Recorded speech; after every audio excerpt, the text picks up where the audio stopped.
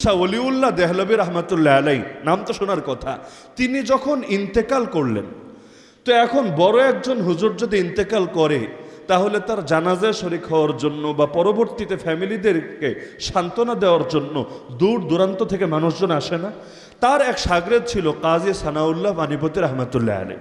তার কানে যখন সংবাদ পৌঁছলো যে আপনার উস্তাদ মৃত্যুবরণ করেছেন, তিনি আর দুনিয়াতে নাই, তিনি ইন্না লিল্লাহি ওয়া ইন্না ইলাইহি রাজিউন পাঠ করলেন।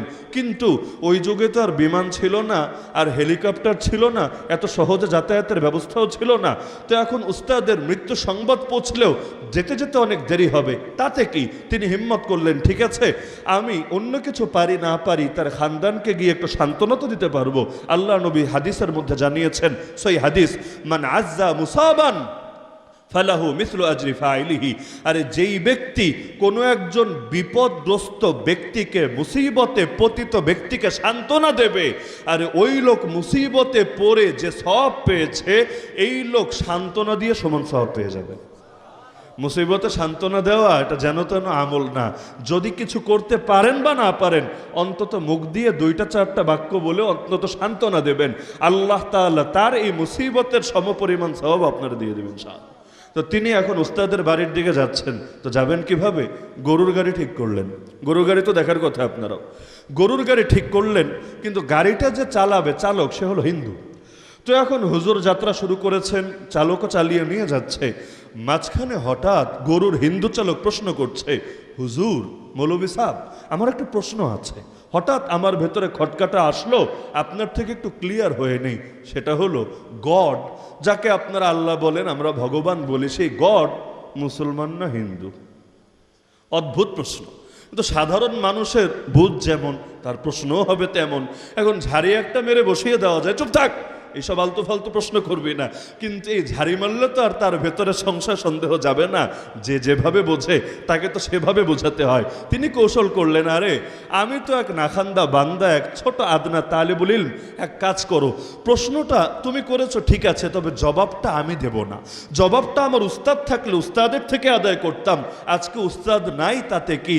তার বংশের এক চিরাগ প্রজ্বলিত আছে, যার নাম শাহ আব্দুল আজিজ মুহাদ্দিস দেহলভী রহমতুল্লাহ আলাই। আমি তোমাকে উস্তাদের সেই পুত্রের কাছে, সেই জানেশিনের কাছে নিয়ে যাব।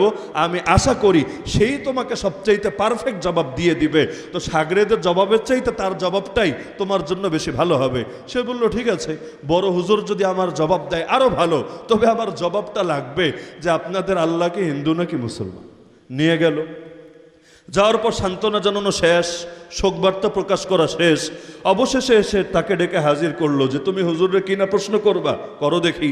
প্রশ্ন একটা করে দিল, আমাকে আপনাকে প্রশ্ন করলে জবাব দেওয়া দূরের কথা, আগে নন স্টপ কতক্ষণ পিটায় নিতাম।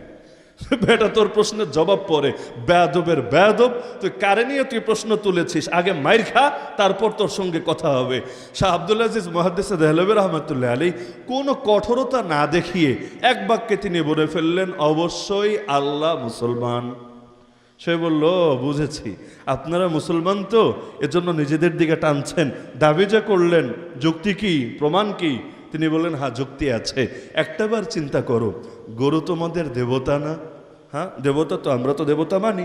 মানে তো গরুর মুতো খায় কি মহাব্বতের সাথে, দেখেন না গরুর গোবর গায়ে মাখায়, আহ কি মহাব্বতের সাথে।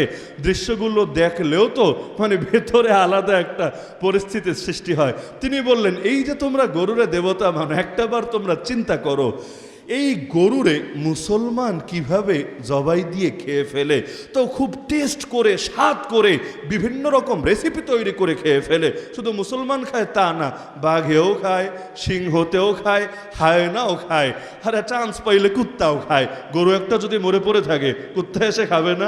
তো একটাবার চিন্তা করো, যদি আল্লাহ হিন্দু হতো, তোমাদের ধর্মের লোক হতো, তাহলে অন্তত দেবতারে এতটা লাঞ্ছিত করতো না।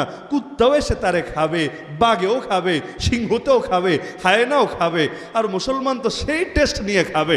এতটা লাঞ্ছিত আল্লাহ করতেন না। এর মানে বোঝা গেল আল্লাহ তোমাদের পক্ষের না, আল্লাহ মুসলমান।